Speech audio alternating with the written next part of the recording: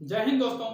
आज के इस क्लास में हम लोग परमाणु संरचना के बारे में जानेंगे कि परमाणु के अंदर क्या क्या होता है और का द्रव्यमान या फिर तत्व का द्रव्यमान, इलेक्ट्रॉन का द्रव्यमान, प्रोटॉन का द्रव्यमान, क्या कुछ ऐसे भी तत्व होते हैं जो कि समान द्रव्यमान के हो तो उसे क्या कहेंगे।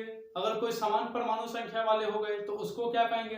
यदि कोई समान न्यूट्रॉन की संख्या वाले हो गए तो उसे क्या कहेंगे। मतलब समभारिक, समस्थानिक और सम न्यूट्रॉनिक के बारे में भी इसमें पढ़ेंगे। साथ ही साथ परमाणु संख्या और परमाणु द्रव्यमान के बारे में भी अच्छी जानकारी प्राप्त करेंगे। तो चलिए सबसे पहले जानते हैं कि परमाणु क्या होता है। कि परमाणु जो होता है ये तत्व का जो सबसे छोटा कण होता है वो होता है, तत्व के सबसे छोटे कण को परमाणु कहते हैं और यौगिक के सबसे छोटे कण को क्या बोलते हैं, अणु बोलते हैं। चलिए, तत्व के सबसे छोटे कण को परमाणु कहते हैं और यौगिक के सबसे छोटे कण को अणु कहते हैं। तो सबसे पहले देखिए, परमाणु के अंदर जो तत्व का सबसे छोटा कण होता है उसे हम तीन भागों में, हमारे वर्तमान के साइंटिस्टों ने, जो पिछले दशक के, पिछले सदी के साइंटिस्ट थे यानी वैज्ञानिक थे, उसने तीन तरीका से उसे तीन भागों में बांटा। सबसे पहले इसे इलेक्ट्रॉन, प्रोटॉन और न्यूट्रॉन में, यानी तीन भागों में बांटा है, जिसमें एक क्या है, इलेक्ट्रॉन, दूसरा प्रोटॉन और तीसरा न्यूट्रॉन है। परमाणु का खोज डाल्टन नामक एक व्यक्ति ने यानी वैज्ञानिक ने किया था। इलेक्ट्रॉन का खोज थॉमसन ने किया था। इसका जो द्रव्यमान होता है यानी निरपेक्ष द्रव्यमान, मतलब बोल सकते हैं इसको शुद्ध द्रव्यमान, कि इलेक्ट्रॉन का शुद्ध द्रव्यमान कितना होता है। तो ये देखिए 9.109 इंटू 10⁻⁻28 ग्राम, याद रखना है -28 ग्राम। यदि ये केजी में पूछा जाएगा तो कितना हो जाएगा, माइनस में 10⁻31 कितना हो जाता है, ये केजी हो जाता है। बाकी 9.1 कंफर्म है कि इलेक्ट्रॉन का द्रव्यमान यानी शुद्ध द्रव्यमान कितना होगा, 9.1 इंटू 10⁻⁻28 ग्राम या फिर 31 केजी, -31 केजी। सापेक्ष द्रव्यमान के मतलब क्या होता है कि हम इसको किसी के सापेक्ष निकालते हैं। तो इलेक्ट्रॉन, प्रोटॉन और न्यूट्रॉन का जो किसके सापेक्ष निकाला गया है, कार्बन के इलेक्ट्रॉन, कार्बन के प्रोटॉन और कार्बन के न्यूट्रॉन के सापेक्ष किसका, इलेक्ट्रॉन का द्रव्यमान, इसका सापेक्ष द्रव्यमान निकाला गया है। तो ये देखिए इसमें बताया गया है कि 0.000549 ग्राम, मतलब अगर हम इसको AMU एटॉमिक मास यूनिट में निकाले तो क्या हो जाता है, 0 हो जाता है। इलेक्ट्रॉन पर आवेश 1.6 इंटू 10⁻⁻19 कूलाम होता है। क्या होता है आवेश, इस पे आवेश 1.6 इंटू 10⁻⁻19 कूलाम होता है। इसका सापेक्ष आवेश मतलब किसी के रिस्पेक्ट में अगर हम निकालेंगे तो कितना होता है, -1 होता है। इलेक्ट्रॉन का संकेत E होता है। तो सबसे पहले इलेक्ट्रॉन का खोज थॉमसन ने किया था और इसके जो भी द्रव्यमान और आवेश है इसके बारे में हमने मोटी मोटी जानकारी प्राप्त कर ली। वैसे इसका संरचना, इसके बारे में और विस्तार से पढ़ना पड़ता है। प्रोटॉन का खोज जो है कि रदरफोर्ड ने खोज किया था, जबकि नामकरण इसका गोल्डस्टीन ने दिया था। इसका नाम कौन दिया था, गोल्डस्टीन ने खोज रदरफोर्ड ने किया था। अगर आपको किसी भी एग्जाम में पूछा जाए कि प्रोटॉन का खोज किसने किया था तो बताना है, जो आपको ऑप्शन में रहेगा, यदि रदरफोर्ड और गोल्डस्टीन है, दोनों है या फिर एगो है, तो किसी एगो में आप टिक लगा सकते हैं, क्या हो जाएगा, वो सही हो जाएगा। निरपेक्ष द्रव्यमान 1.67 इंटू 10⁻⁻24 ग्राम होता है। इसका क्या होता है, -24 ग्राम, जबकि इलेक्ट्रॉन का 28, ये हो गया 24। सापेक्ष सापेक्ष इसका द्रव्यमान होता है 1.0072 AMU, मतलब इसका एक से ज्यादा इसका क्या होता है, एटॉमिक मास यूनिट में द्रव्यमान होता है। चलिए इसके आवेश को देखते हैं। आवेश जो प्रोटॉन का होता है वो होता है 1.6 इंटू 10⁻⁻19 कूलाम।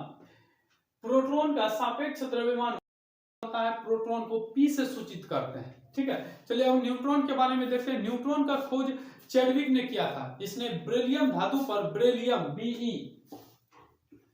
पर जो हमारा रेडियो सक्रिय तत्व से जो क्या बोलता है उसको, रेडियो सक्रिय किरण जो निकलता है, इससे बेरिलियम धातु पर प्रहार करवाया और इसने क्या किया, न्यूट्रॉन का खोज किया था। न्यूट्रॉन का खोज चैडविक ने किया था इसका निरपेक्ष द्रव्यमान 1.67 इंटू 10⁻⁻24 ग्राम होता है। इसका सापेक्ष द्रव्यमान 1.00 इंटू 10⁻1.0086 AMU होता है और इसका आवेश 0 होता है।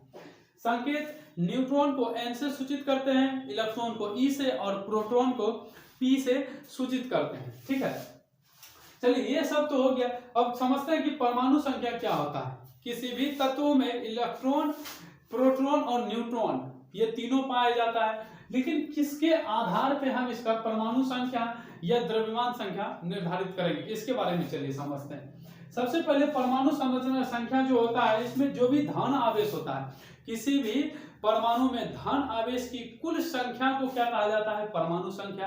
अब धन आवेश इस परमाणु में एक ही चीज होता है, देखिए यहाँ इसका चार्ज, इसका सापेक्ष चार्ज प्लस में होता है। परमाणु का प्रोटॉन का चार्ज क्या होता है, ये प्लस में होता है, जबकि इलेक्ट्रॉन का चार्ज ये किस में होता है, माइनस में होता है। तो प्रोटॉन जो होता है ये धन आवेश होता है, धन आवेश, आवेश ये क्या होता है, प्रोटॉन धन आवेशित होता है, जबकि इलेक्ट्रॉन क्या होता है, ऋण आवेशित। क्या होता है, प्रोटॉन ऋण आवेशित होता है, जिसके कारण क्या होता है, जो धन आवेशित रहेगा, जिसमें पावर रहेगा, उसी का ना बोलबाला। तो पावर किसका रहता है, धन आवेश पे, और जब धन आवेश पे पावर है, प्रोटॉन पे पावर है, तो प्रोटॉन किसको बताता है, परमाणु संख्या को भी बताता है। प्रोटॉन किसको बताता है, परमाणु संख्या को बताता है।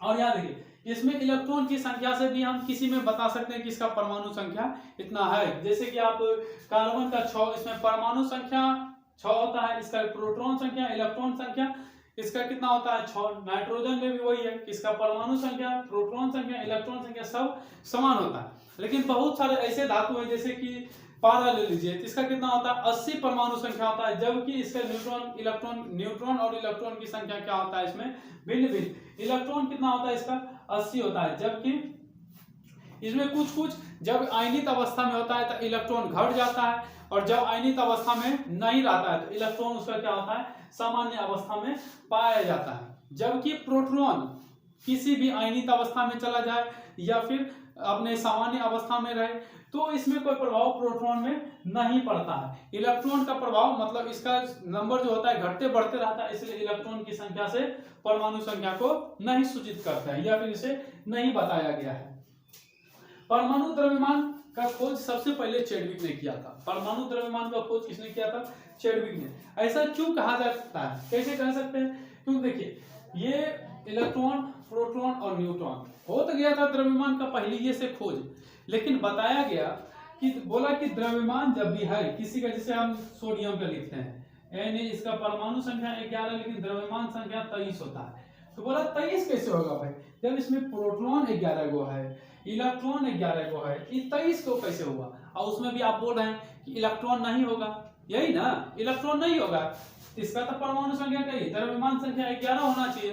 तो इसने प्रयोग किया, क्या किया, प्रयोग किया और बताया कि जो देखते हैं ना, यानी परमाणु संरचना, परमाणु के संरचना में कौन सी, बीच में कौन सी होता है, बीच में होता है नाभिक। तो बोला कि नाभिक के बीच में प्रोटॉन के साथ एक और चीज रहता है, उसका नाम बताया न्यूट्रॉन, और साथ ही साथ बता दिया कि प्रोटॉन और न्यूट्रॉन मिलकर कौन सी बनता है, परमाणु द्रव्यमान। प्रोटॉन की संख्या और न्यूट्रॉन की संख्या दोनों को जब मिला देते हैं क्या बन जाता है, परमाणु द्रव्यमान। परमाणु द्रव्यमान को A से सूचित करते हैं, परमाणु संख्या को Z से सूचित करते हैं। ठीक है, तो ये रहा सूत्र, A बराबर Z प्लस N, यानी परमाणु संख्या और प्लस क्या, न्यूट्रॉन संख्या, दोनों को मिला के हम द्रव्यमान संख्या निकाल सकते हैं। ठीक है, देखिए परमाणु, एक क्वेश्चन आता है हमेशा, बार बार कोई भी पूछ सकता है आपसे कि परमाणु उदासीन क्यों होता है, परमाणु उदासीन क्यों होता है। इसका सबसे छोटा एक रीजन होता है कि परमाणु में धन आवेश और ऋण आवेश की संख्या क्या होता है, बराबर होता है। परमाणु में धन आवेश और ऋण आवेश की संख्या बराबर होता है, जिसके कारण परमाणु क्या होता है, विद्युतता उदासीन होता है, यानी इलेक्ट्रिकली, यानी इस पे जो चार्ज है वो क्या होता है, नॉर्मल, इसमें कोई किंतु परंतु या रिएक्शन नहीं करता। जैसे हम कोई भी परमाणु लिख दे, जैसे हाइड्रोजन ये परमाणु है, ऑक्सीजन परमाणु है, नाइट्रोजन परमाणु है, सोडियम परमाणु है, पोटेशियम, कैल्शियम, ये सब परमाणविक अवस्था में है, जबकि इसको किसी से कोई मतलब अभी नहीं है। इसमें क्या है, हाइड्रोजन में 1 इलेक्ट्रॉन 1 प्रोटॉन, नाइट्रोजन में 7 इलेक्ट्रॉन 7 प्रोटॉन, पोटेशियम में 19 इलेक्ट्रॉन 19 प्रोटॉन। मतलब क्या है कि ये दोनों मिलके यानी माइनस और प्लस मिलके क्या बना देता है, शून्य आवेश, बिना कोई रिएक्शन का, बिना कोई इसमें कोई मतलब कोई चेंज नहीं होता, इसलिए इसे क्या कहा गया है, परमाणु को विद्युत उदासीन कहा गया है। अब देखते हैं कि समस्थानिक, समभारिक और समन्यूट्रॉनिक क्या होता है। समस्थानिक वो होता है जिसमें देखिए सबसे पहले समझना है कि तत्व, हमारे पास टोटल तत्वों की संख्या 118 है। अब 118 तत्वों में ऐसा तो हो सकता है कि कुछ ऐसे तत्व होंगे जिसका कि द्रव्यमान बराबर होगा,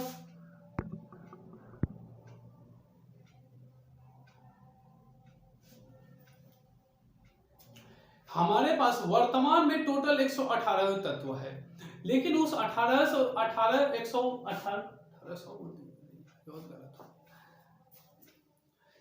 हमारे पास वर्तमान में 118 तत्व है, जिसमें से हो सकता है कि कुछ न कुछ तत्व का द्रव्यमान बराबर हो, कुछ के परमाणु संख्या बराबर हो, कुछ के न्यूट्रॉन संख्या बराबर हो। तो हमने उसे क्या किया है, कुछ कुछ अलग अलग क्लासिफिकेशन यानी उसे अलग अलग बांट लिया है, जिसका अलग अलग हम नाम भी दिए हैं। सबसे पहला है समस्थानिक।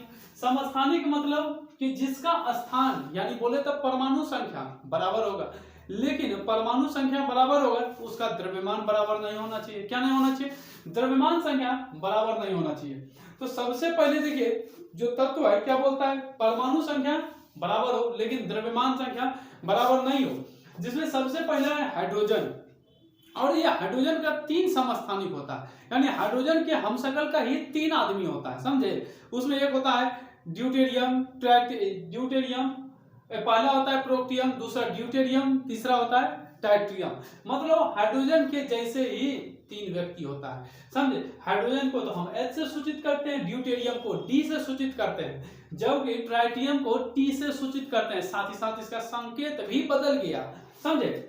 अब देखिए कि समस्थानिक में दूसरे नंबर पे आता है ऑक्सीजन, जिसकी परमाणु संख्या 8 होता है, और हम इसे सांस भी अच्छी तरीके से लेते हैं, है कि नहीं, सांस बहुत अच्छी तरीके से लेते हैं। ऑक्सीजन, इसका परमाणु संख्या होता है 8, द्रव्यमान संख्या 16। जस्ट इसके जैसा ही एक और होता है ऑक्सीजन का समस्थानिक। ऑक्सीजन के 3 समस्थानिक देखिए यहाँ 3 है, एक ऑक्सीजन 8 16 8 17 और 8 18। ऑक्सीजन के 3 समस्थानिक 8 16 8 17 और 8 18। ऑक्सीजन के कितने समस्थानिक, 3। मैग्नीशियम तीसरा धातु क्या है, मैग्नीशियम, संकेत Mg, परमाणु संख्या 12।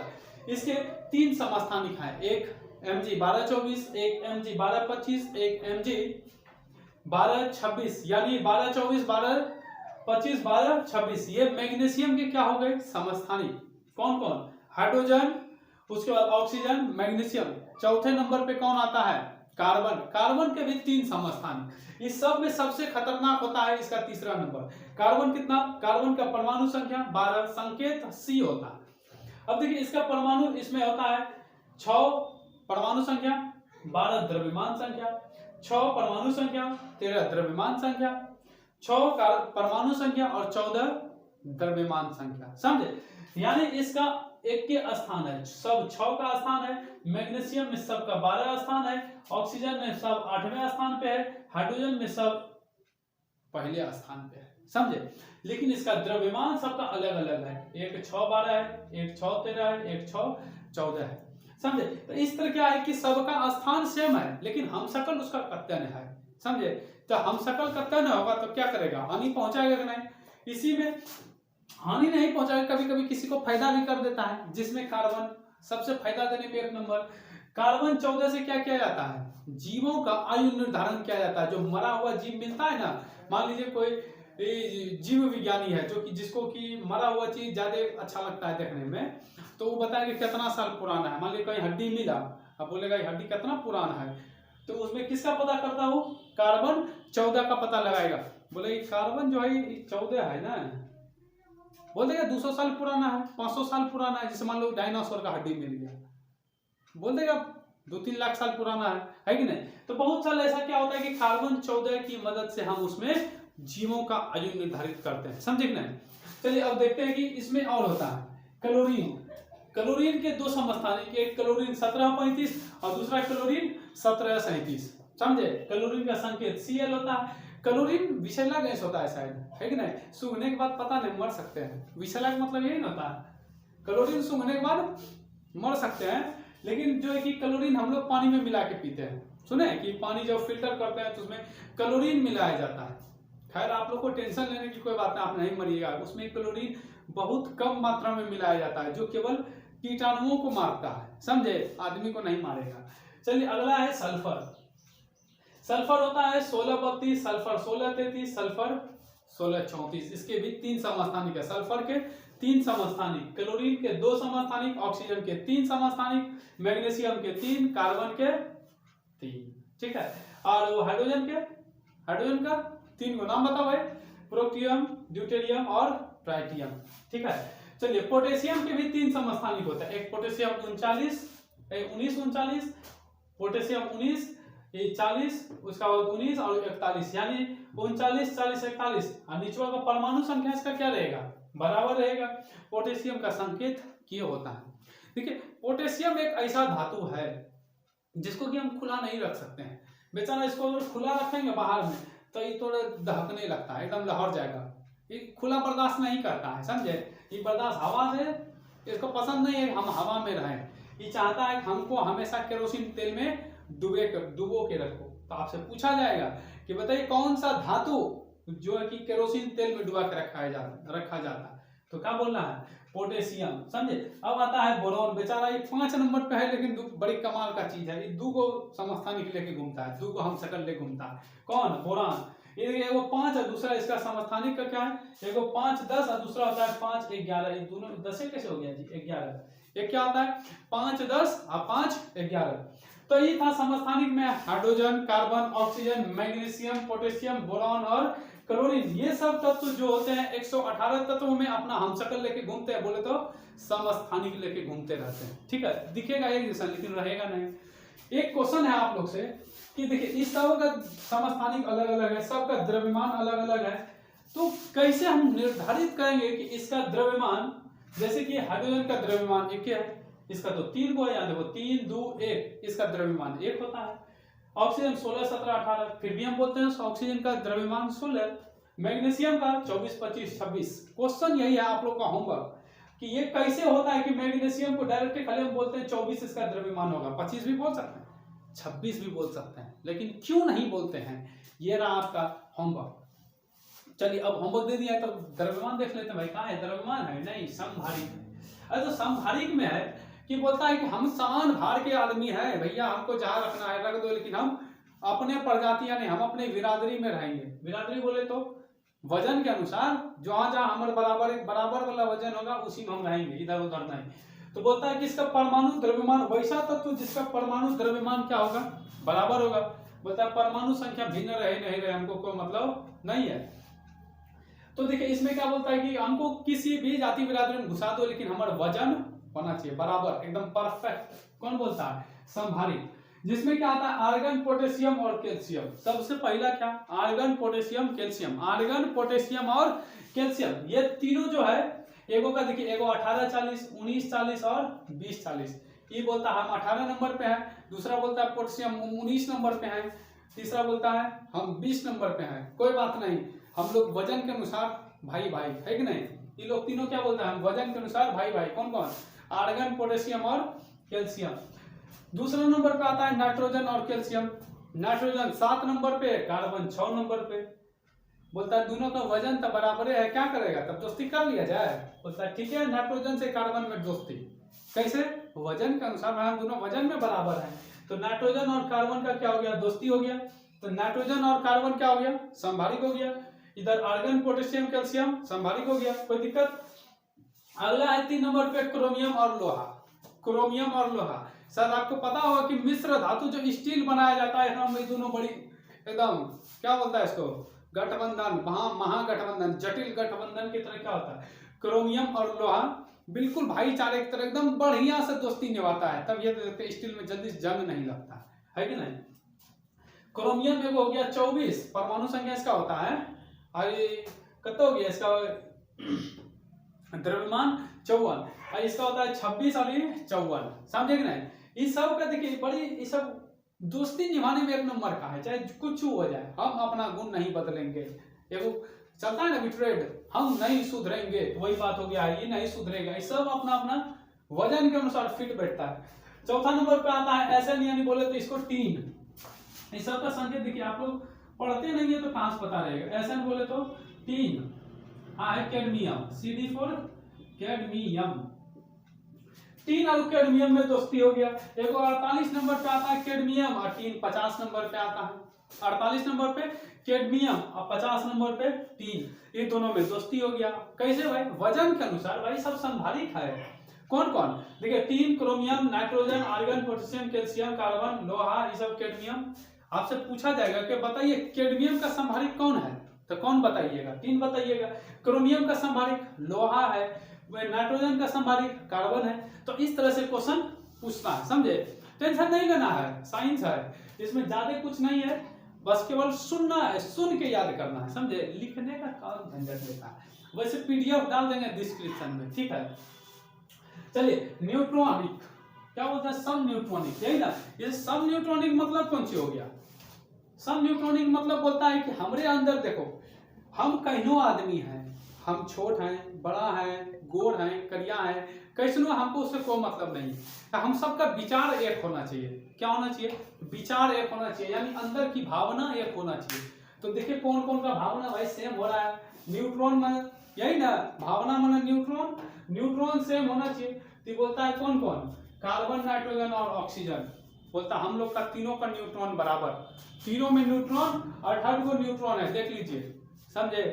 देखिए ये वाला कार्बन नहीं मिल पाया था अपने से, 12 वाला से नहीं मिला पाया, बोला तेरे देखो प्रयास करो, भावना मिलाओ, अपना विचार मिलाओ, एक रोज काम नहीं चला, बोला 14 देखो जी, 14 किससे मिल गया जाके? नाइट्रोजन का 15 से। देखिए नाइट्रोजन का समस्थानिक करने लिखे हैं भाई, करने गया। हाँ, नाइट्रोजन का समस्थानिक होता है 13, 7 और 14, नहीं लिखे हैं तो लिख लो। नाइट्रोजन 7, एगो हो गया नाइट्रोजन 7, 14, एगो नाइट्रोजन 7 और 15, दो गो समस्थानिक नाइट्रोजन का भी। तो नाइट्रोजन 14 से काम नहीं चला, तो बोला 15 तुम जाओ। बोलता है ठीक है मालिक, हम तो निपटा दिए। दोनों मिलके किसको बोला? ऑक्सीजन को। ऑक्सीजन 8, 16, ये बोला हम ठीक है, हम किसी दूसरे को नहीं भेजेंगे, हम अकेले निपटा देंगे, हमारा भावना मिल रहा है। माना कार्बन, नाइट्रोजन और ऑक्सीजन, ये तीनों का क्या मिल गया? न्यूट्रॉन की संख्या मिल गया। इसमें कितना न्यूट्रॉन है? 8 गो। दूसरा नंबर पे आता है P फॉर फास्फोरस और क्या? S for sulphur. P for phosphorus और S फॉर सल्फर। फास्फोरस और सल्फर का न्यूट्रॉन क्या होता है? दोनों का बराबर, दोनों में 16 न्यूट्रॉन होता है। कितना होता है? 16 न्यूट्रॉन। ठीक है, तो इस तरह हो गया आपका जो परमाणु संरचना, जिसमें हमने इलेक्ट्रॉन, प्रोटॉन, न्यूट्रॉन और परमाणु के बारे में पढ़ा। और ये हो गया संभारिक, समस्थानिक, ये सब क्या क्या दिखाया भाई? न्यूट्रॉनिक, सब न्यूट्रॉनिक, इन सब चीजों के बारे में हमने अच्छे से जानकारी लगभग में प्राप्त कर लिया। अब चाहे कोनो एग्जाम आ जाए, कोनो परीक्षा आ जाए, एक बार अगर इसको पढ़ के जाइएगा ना तो 100 में 100% मार्क के आना है, छोड़ना नहीं है, बिल्कुल नहीं छोड़ना। ठीक है, मिलते हैं अगले वीडियो में, तब तक के लिए जोर से बोलो जय हिंद।